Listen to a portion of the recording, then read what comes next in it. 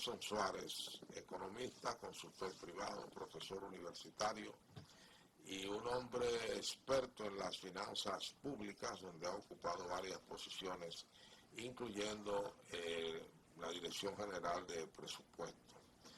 No la dirección, sino puestos importantes en esa dirección del gobierno que tiene que ver con el manejo del presupuesto nacional. El profesor Nelson Suárez esta semana ha hecho una travesura estadística, por supuesto financiera y económica, que tiene que ver con los trabajadores, el gobierno y el impuesto sobre la renta. Y esa travesura le ha permitido identificar cuántos miles de millones de pesos el gobierno ha sacado literalmente desde el gobierno pasado del bolsillo o de los bolsillos de los empleados y de los trabajadores debido a la no indexación del pago del impuesto sobre la renta como está establecido legalmente. Lo hemos invitado para que nos ayude a entender mejor y a comprender esa travesura y ver cómo, poniendo él su bisturí, porque él probablemente pronto tendremos que llamarle el cirujano de la economía, se ha dedicado por años a manejar los números, que nosotros los vemos simplemente como números, pero detrás de todo número hay hechos reales que se cuantifican en dinero. De manera que les invito a que escuchemos esta explicación que nos hará el profesor Nelson Suárez y a lo mejor al final terminamos sabiendo a cada empleado, según sus ingresos, cuánto el gobierno le tomó que no debió tomarle. Regresamos.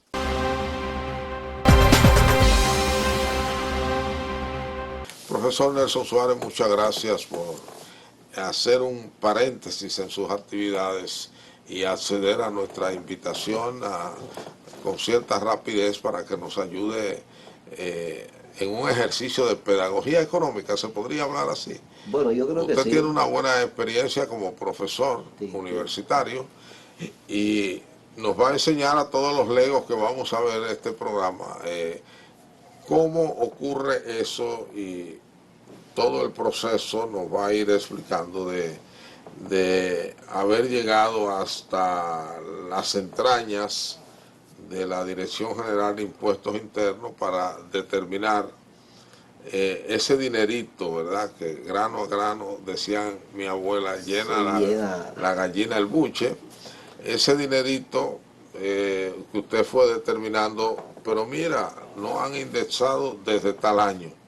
Y hay alguna confusión entre si el dinero que usted dice, el monto total, fue de un solo año o de todos los años. No por lo que usted hizo, sino por las versiones de prensa que se han hecho sobre lo que usted hizo.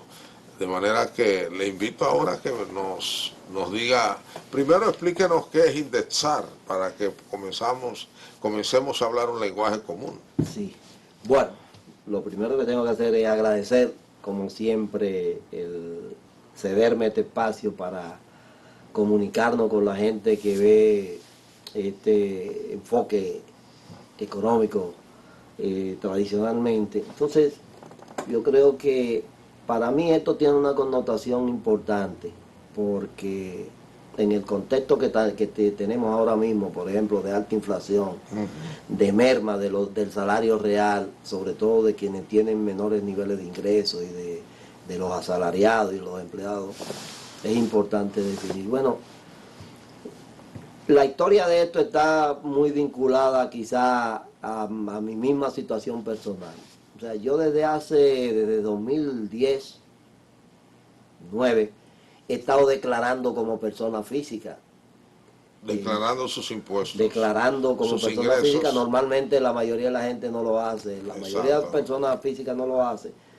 Salvo los que tienen que hacerlo por el tema de que son empleados y les retienen en la fuente. Entonces, cuando yo me puse a ver, en mi caso personal, Y entonces advertí que la indexación consiste en que desde que se estableció el Código Tributario a través de la Ley 1192, el artículo 296 de esa ley, de ese código, y también el 327, el 296 establece la escala del impuesto de los impuestos y de los ingresos sujetos a impuestos sobre la renta. Y entonces en los diferentes tramos, como le llaman, hay un tramo que es exento, que es equivalente a multiplicar, o sea, el número que da es equivalente a ese número, me da un sueldo mensual dividido entre 12. Entonces, durante hasta 2011... Y porque el cálculo de la renta o de los impuestos son anuales. Entonces se divide entre 12 para saber el nivel mensual. Exactamente. Entonces, ¿qué es lo que se hace? Que cada año, y esto exactamente para no afectar la capacidad de compra del salario, y además para mantener unos niveles de ingresos disponibles. El ingreso disponible está dado por el ingreso que yo declaro menos los impuestos que me... Mientras más impuestos me descuentan, menos es mi ingreso disponible para yo comprar bienes y servicios. Entonces, hasta el 2013, hasta el 2012, se estuvo aplicando el que se tomaba la inflación del año anterior.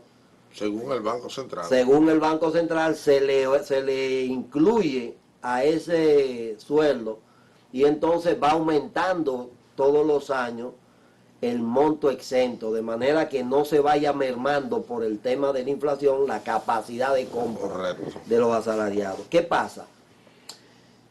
Tenemos una historia, como estamos viendo en pantalla. Sucede que en agosto del 2012, cuando hubo el cambio de gobierno, del presidente Leonel Fernández al presidente Danilo Medina, el país tenía en ese año un gran déficit fiscal.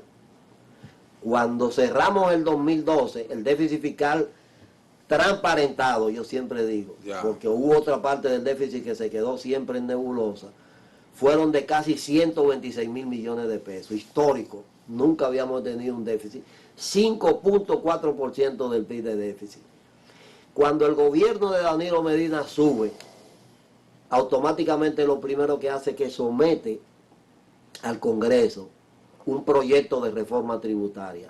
Un proyecto de hecho de reforma tributaria con un nombre muy largo, de fortalecimiento de la capacidad fiscal y de desarrollo sostenible. Nombre, profesor, que son elaborados es profeso para esconder la realidad del proyecto. Bueno, no solo en ese caso. No, siempre se hace. Entonces, esa reforma tributaria que luego fue aprobada por el Senado en noviembre, 2 días después es aprobada por la Cámara de Diputados y al siguiente día es promulgada por el presidente Danilo Medina. Es decir, un santiamén.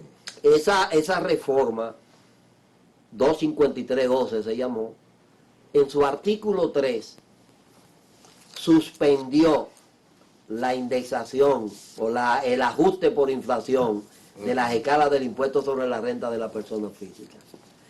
¿Y qué pasó? ¿Y nadie se dio cuenta? No, todo el mundo lo supo. Entre 2013 y 2015 no se aplicó el ajuste por inflación. Luego, en el 2016, cuando vence el mandato de la ley 253.12, en el 2016 se ajusta la escala y se lleva a 409.281 pesos, que es el equivalente a un sueldo mensual de 34.107 pesos mensuales. Es decir, que todo el que ganaba 34.000 pesos mensuales no pagaba impuestos sobre la renta. Estaba exento. Eso es lo que el profesor dice, exento. Exactamente. Que no paga impuestos. Estaba libre del pago del impuesto de la renta. Pero ¿qué pasa? Si seguimos viendo, entonces vemos que se pasan 3 años sin indexar, 2012-2015. En el 2016 se indexa, es decir, se aplica la inflación al monto exento. y luego en el 2007, a partir del 2017, ¿qué se ha hecho?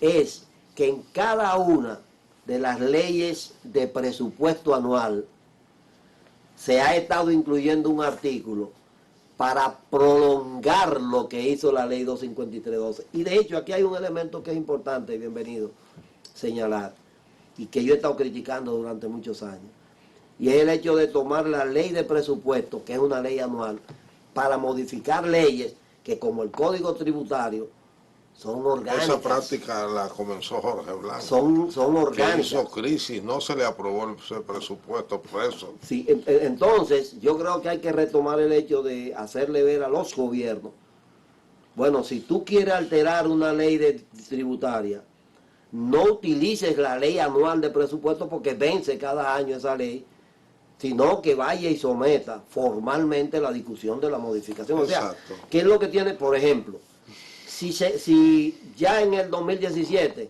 se subió a 34.685 pesos el monto exento del sueldo mensual, ahora ¿qué pasa?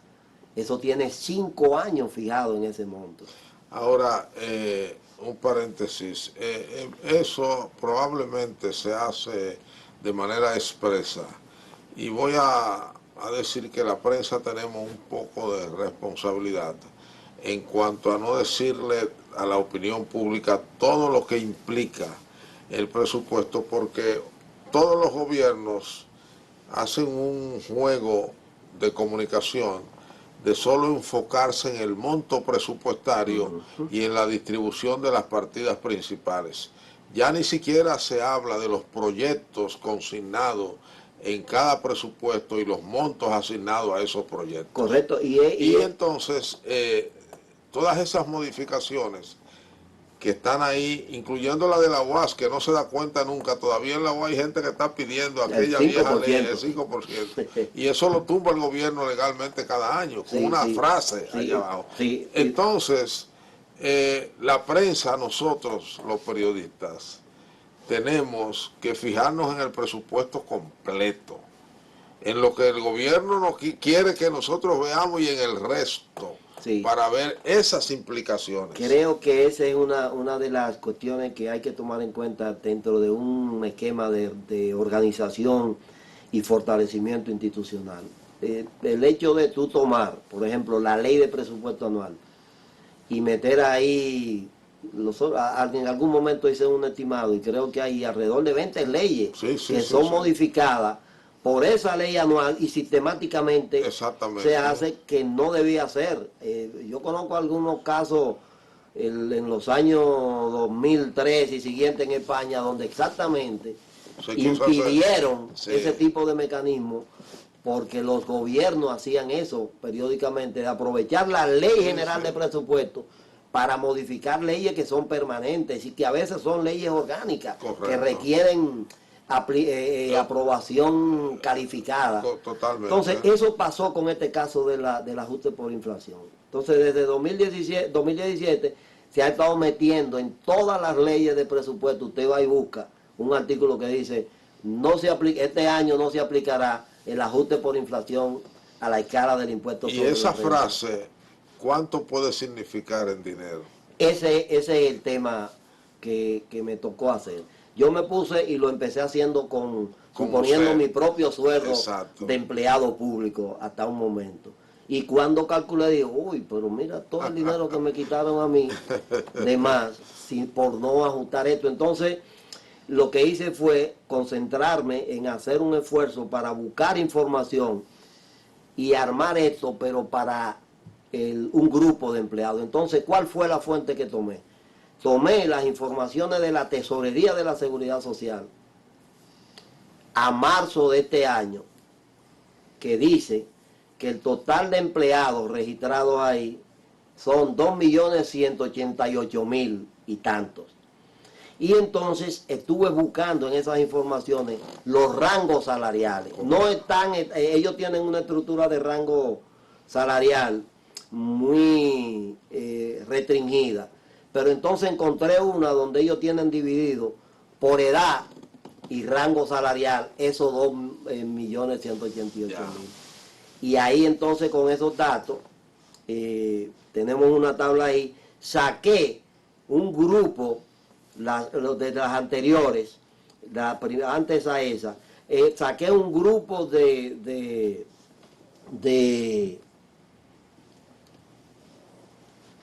rango salarial que estaba sujeto a esas... Como esta. No, esa anterior debe estar... Es un cuadrito azul, amarillo que tiene, está ahí. Y entonces encontré ahí unas 6 escalas, 6 rangos salariales, de 40 hasta 115,000 pesos mensuales.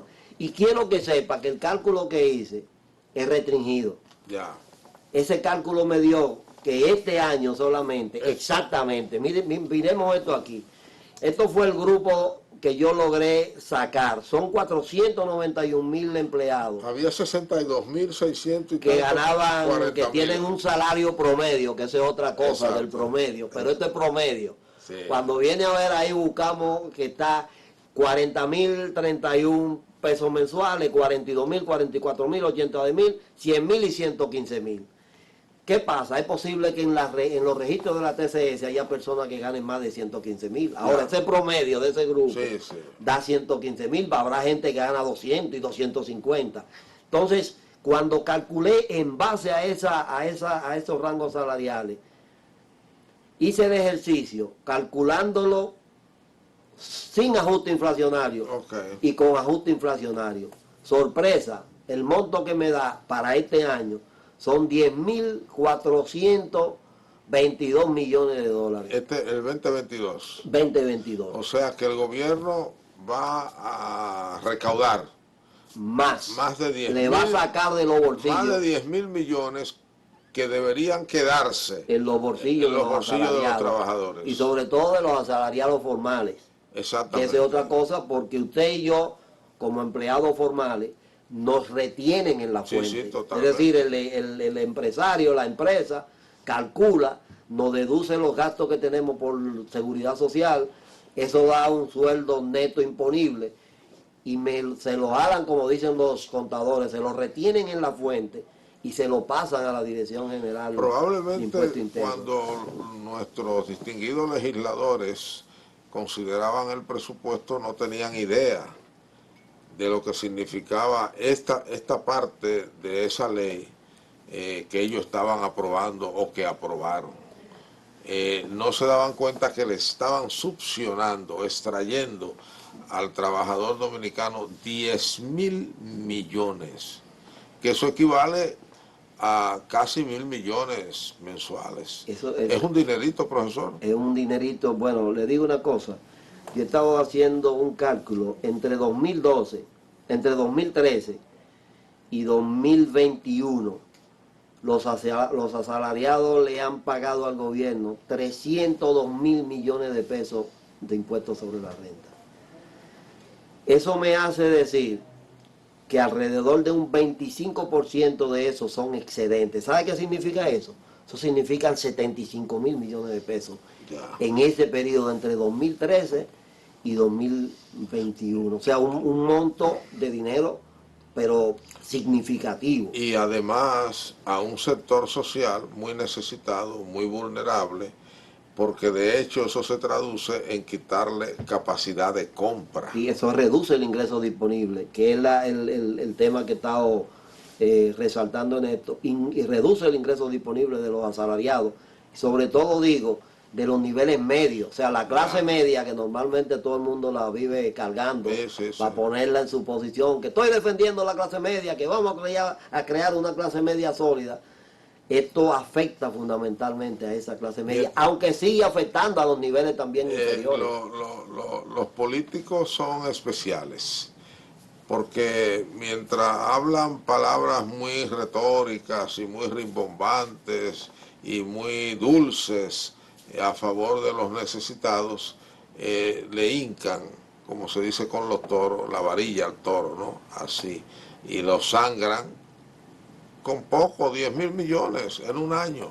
Vamos a una pausa para regresar con esta interesante explicación que nos está haciendo el economista Nelson Suárez sobre el tema de los ingresos salariales y la indexación por impuesto sobre la renta. Bueno, en el campo decimos que nunca se sabe dónde lleva el maco la manteca. En el mundo en que vivimos, el mundo capitalista, sociedad democrática, sociedad abierta, el manejo de la lógica económica tiene que buscarse así. Yo recuerdo que en los años 70, temprano, hubo una gran discusión entre el ingeniero José Israel Cuello y el Central Romana a través de unos abogados peinados sobre la base de un contrato, creo que era del Fulfural, que era un contrato exento. Y esa polémica que está recogida en un folletico, un librito, ellos la recogieron, muy interesante, de mucha altura económica y legal, nos mostró a todos que en la lucha por la mejor distribución de la riqueza, más que la protesta, las calles, no es que no se hagan, lo importante es el trabajo del técnico que revisa los fundamentos legales, contractuales, porque por ahí es que el maco lleva la manteca. Y creo que usted nos está mostrando algo de eso y me gustaría que pasemos a la siguiente explicación. Bueno, realmente lo que está diciendo es, a veces uno le llama la atención mucho el hecho de que grandes segmentos de la población, inclusive ahora con estos temas de el gran auge de las redes sociales, cualquier, por decirlo de una forma, disparate, que dice cualquier youtuber o cualquier influencer, como dicen, se convierte en viral. Sí. Y eso a veces me lleva a que estamos concentrados en las cosas no esenciales mayormente, Correcto. en las cuestiones que son fundamentales, esenciales, no solamente la población en términos generales, a veces la misma clase política Sí, sí. está muy embuida en su lucha por el poder. Y la educación también. Por ejemplo, los economistas más hábiles no manejan los promedios, por ejemplo. Exacto, entonces hay una situación en la cual, de hecho, muchos de los amigos de los economistas están muy influenciados por lo que yo llamo la economía de supuestos. Ya. Entonces están muy en todos esos modelos macroeconométricos que son excelentes. Lo que los americanos llaman el if. Pero que, si tal cosa fuera. Sí, pero que normalmente yo digo que no resuelven un problema social práctico. No, eso es un poco como apocalíptico. Sí, entonces en este caso yo a veces me concentro, yo soy paranoico viendo los números y sacándole cosas a los números, que no me dicen, que no lo dicen a veces. Entonces en este caso vimos eso. Y por ejemplo, veamos cómo hubiese evolucionado el monto exento si yo hubiera estado ejecutando. O sea, si el gobierno hubiese estado cumpliendo la ley, exactamente, indexando. Exacto, hubiera estado indexando. Lo primero que tenemos que ver es que entre 2017 y 2022 la inflación acumulada es de 26.68%.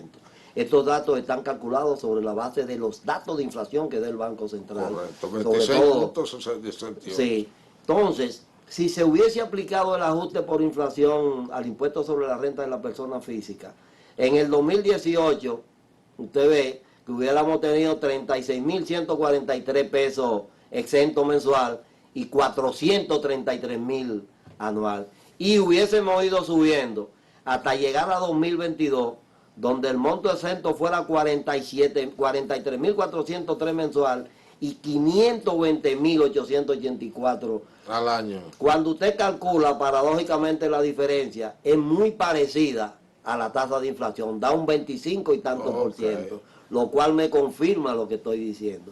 Entonces, si por ejemplo, para el próximo año 2023, yo quito el parrafito, el articulito que está impidiendo. En la ley de presupuesto. Exactamente, entonces, y hago el ajuste de inflación por ese periodo que tengo para el 2023, el monto exento serían 565.000, es decir, todo aquel que gane ¿Y cuánto es ahora el monto exento? El monto exento ahora son anual. 34.685. Sí, o sea, 13.000 pesos menos. O sea, solamente a una gente que gane ahora mismo 47.000, le estarían devolviendo 13.000 pesos a su cuenta. Exacto. O sea, entonces, cuando yo lo veo para una persona, no es nada.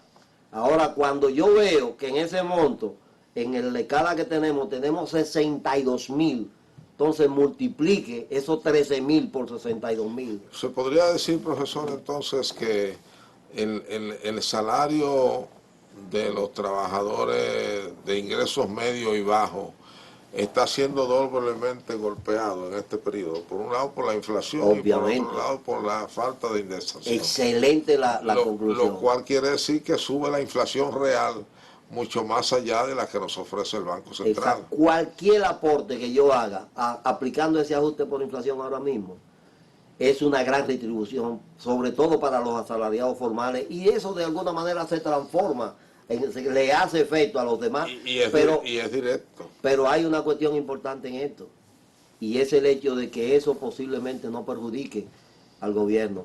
Obviamente es un monto importante, el que va a dejar de percibir directamente. Ahora, ¿qué pasa? ¿Qué hace la gente cuando le devuelven eso? Comprar alimentos. Compran bienes y servicios que van a estar grabados con el ITEVI y que va a volver otra vez al Estado. Regresa al fisco. Pero fíjate que tú estás inclusive con eso haciendo un impacto positivo sobre el dinamismo Pero aquí económico. nunca hemos aprendido eso, ni los empresarios ni el gobierno. No, aquí voy a mencionar a un gran amigo, Miguel Seara Hatton, ex ministro de Economía, ahora ministro de Medio Ambiente.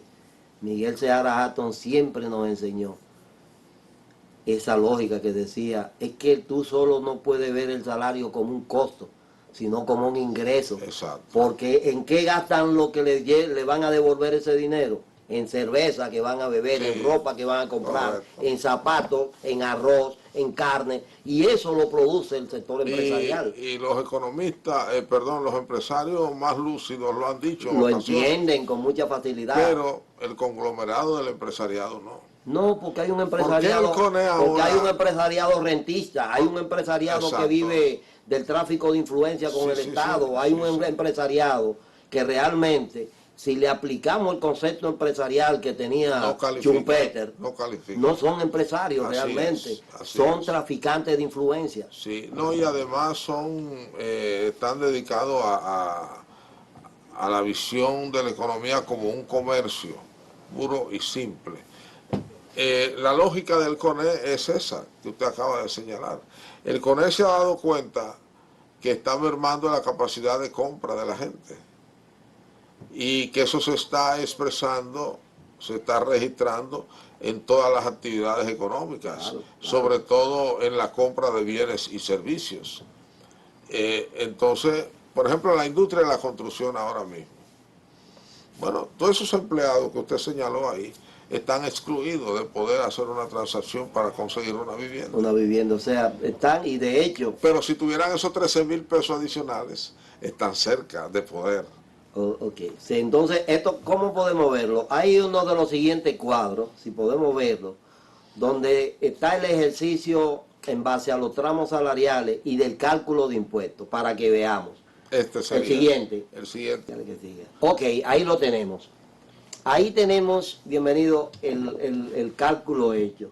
Como podemos ver, en el tramo está calculado individual y por el número total de empleados. Correcto. Por ejemplo, tenemos 62.655 empleados con sueldo promedio entre 40.000 pesos. A esa persona ahora mismo, todos los meses, le sustraen 444,75. Cuando usted multiplica esos 444 por 12, le están quitando de los bolsillos a ese sujeto 5.000 y pico de pesos, a ese solo. La retención, bueno, lo tenemos ahí, 5.337. Ahora, eso se convierte en esos 62.000 en 334 millones de pesos que le están sacando de los bolsillos. A ese subgrupo. A ese subgrupo. Y luego al de 42.000 le estamos sacando 1.324 millones de los bolsillos. Y al tercer grupo le estamos sacando 373, casi 374. Como vemos en el cuadro de abajo, esa gente pagaría 0 impuestos sobre la renta. Correcto. Sin embargo, a partir... hasta los 44.000 pagarían 0. Ajá, pero entonces ya en los 82.000, como dijimos que estamos calculando 47.000, ya empieza a pagar. Y entonces a ese le están quitando 2.545 millones a ese grupo. Y a los que tienen sueldo de 100.000, le están quitando 26.625 millones de pesos. Es que eso es a ese grupo, Cuando yo hago la diferencia entre ellos, esos son 10.424 millones de pesos. Y hay que decir que gracias a la visión de nuestros legisladores, de parte del gobierno no es un robo, esa es una decisión legal. Es una decisión legal y está fundamentada en una institución legal ahora. Aquí hay mucha gente que trabaja y que discuten los temas constitucionales y que van al Tribunal Constitucional. Yo un momento pensé, bueno, pero yo puedo ir a reclamar lo que me quitaron de más, diciendo que la modificación de ese artículo por la ley de presupuesto es inconstitucional, porque se supone que una ley anual no puede modificar una ley orgánica como el Código Tributario, pero eso es una cuestión que no tiene sentido. No, pero además no está muy claro, porque es un acto legal, constitucional, también, modificar una ley dentro de otra. Utilizando estos subterfugios que usan los abogados, pero realmente lo que sí yo creo que debemos tomar en cuenta aquí, y es un poco lo que usted ha estado planteando, de que en un momento en que estamos luchando con una inflación anormal, vemos los esfuerzos que está haciendo el Banco Central subiendo su tasa de política, que ya veo que la llevaron a 8%. Eso, obviamente, tratando de contener el impacto inflacionario. Es la medicina que da el médico para atacar los efectos secundarios. Esto tendría un efecto muy directo sobre los bolsillos de una cantidad de personas que se traducen automáticamente en un aumento de la demanda agregada. Así es.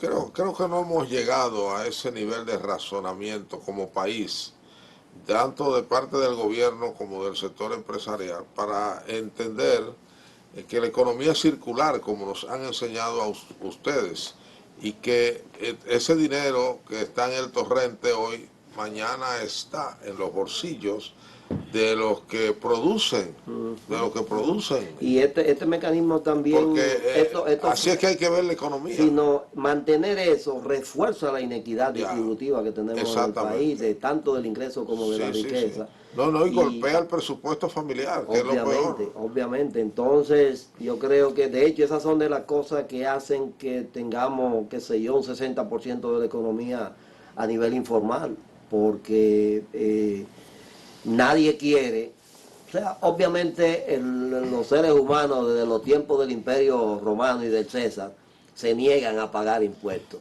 Profesor, vamos ahora a un segmento comercial y para que usted también nos comente esta pregunta que se hace a alguna gente. ¿Dónde estaban los sindicalistas cuando esa ley de presupuesto era conocida con vamos a decir, esta frase terrible, que para este año solo, usted no nos ha dicho cuánto ha sido en todo el periodo, pero para este año solo serán más de 10.000 millones de pesos, al menos 10.000 millones de pesos, pero usted dijo que desde el 2017 está ocurriendo. Desde el 2013, que fue cuando empezó a haberse empezado. ¿Cuándo fue la última vez?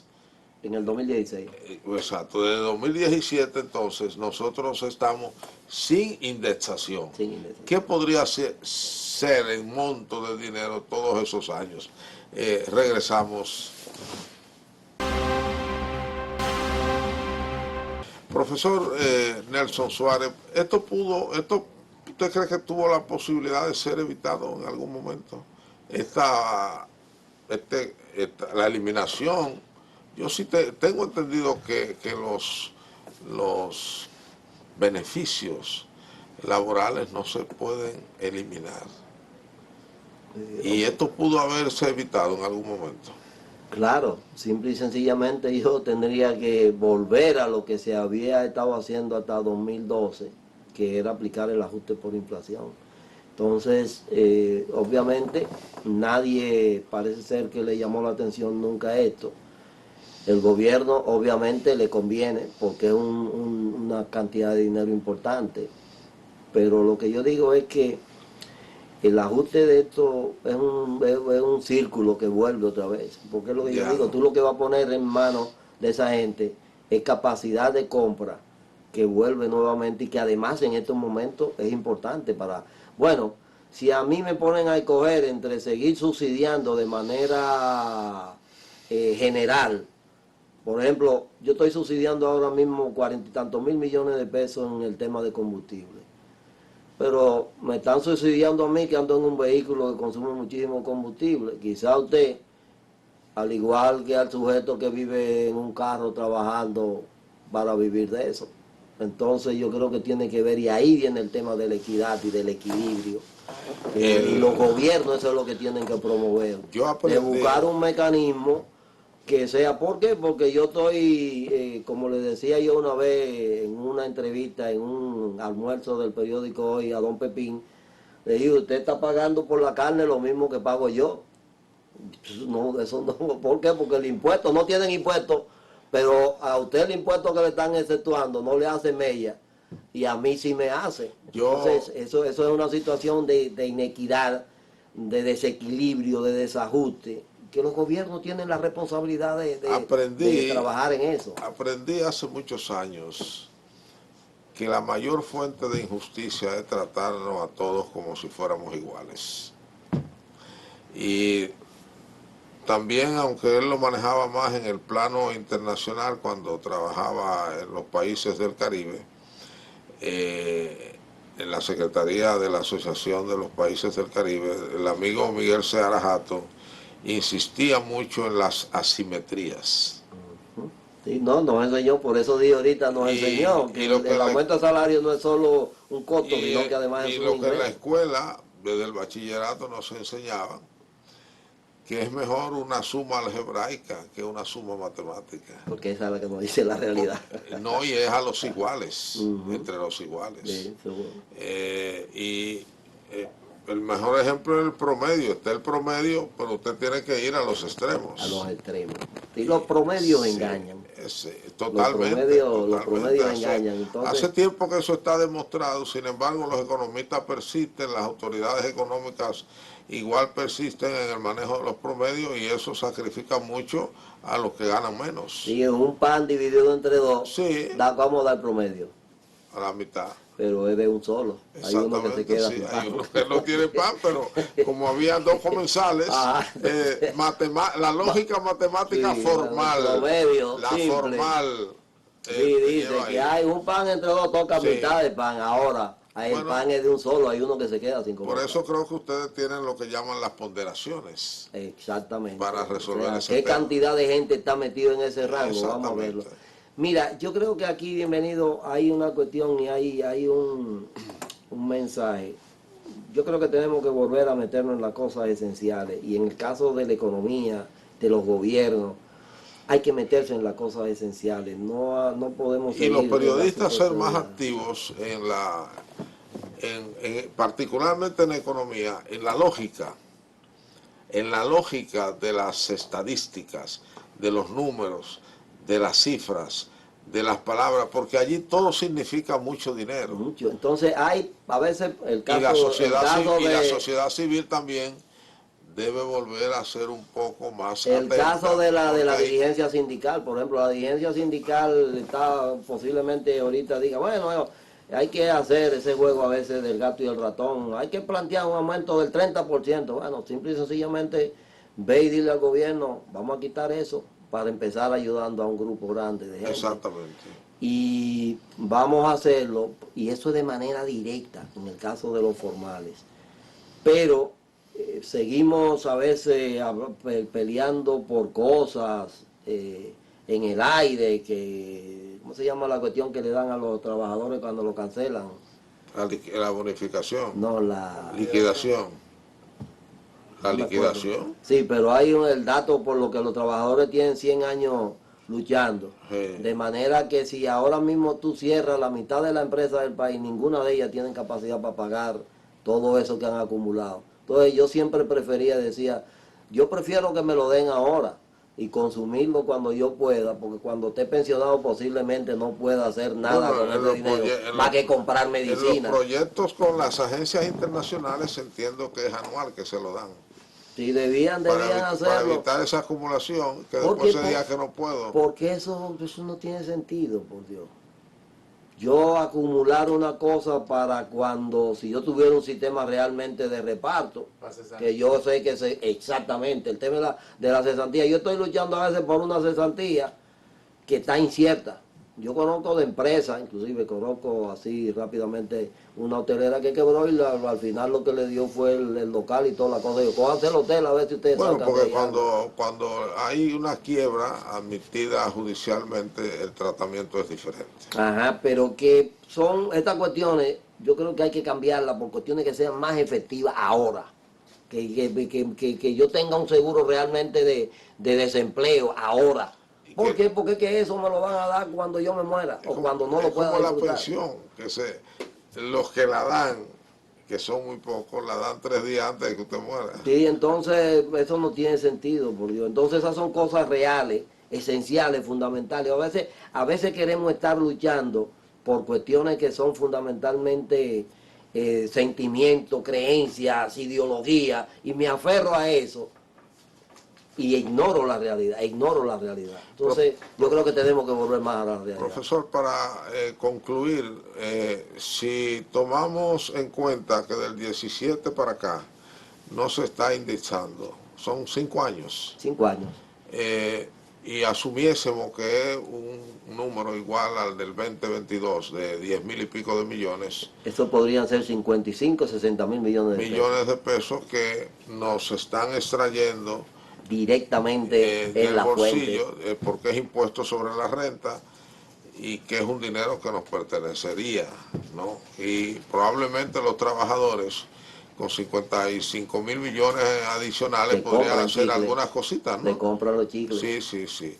De manera que eso tenemos. Vamos a ver si para el próximo presupuesto nos ponemos más alerta y vemos entonces qué ocurre. Yo le agradezco sobremanera esta explicación tan pedagógica que usted nos ha dado. Yo estoy seguro que es una alerta para la sociedad civil, para el movimiento sindical y para los medios de comunicación. Yo le agradezco a usted que me permita comunicarme con su público, con su audiencia, porque creo que este tipo de cosas es importante comunicarlas para que vayamos realmente cambiando algunas cosas en el país. A ustedes gracias por igual. Nos vemos en el próximo programa.